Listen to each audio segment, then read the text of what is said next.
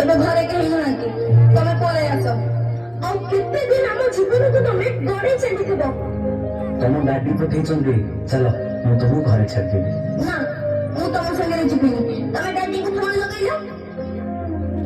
ଆମେ ଛୋଟ ପିଲା ବୋଲି ତମେ ଚକୋଲେଟ ର ଲୋଭ ଦେଖି ଆମେ ଖୁସି ଲୁଟି ନେଉଛ। ଏ ମା ଚକଲେଟ ଖାଇବୁ? ନେ। ନା ନା, ମୋ ମା ମନା କରୁଛି। ଅଚିହ୍ନା ଲୋକଙ୍କ ଠାରୁ ମୁଁ କିଛି ଖାଇବିନି। ଆମ ମଥାକୁ ଆମ ପିଠିକୁ ଆଉଁସ ଦେଇ ଆମ ଶରୀରର ହାଡ଼ ମାଂସ ଚାଟି ଦଉଛ। ତୁଟା ନା ବହୁତ ସୁନ୍ଦର ଲାଗୁଛୁ, ପୁରା କରିଦିଏ ତ। ନା, ନୋ ବ୍ୟାଡ୍ ଟଚ୍। ଆମେ ଆଉ ସେମିତି ହବାକୁ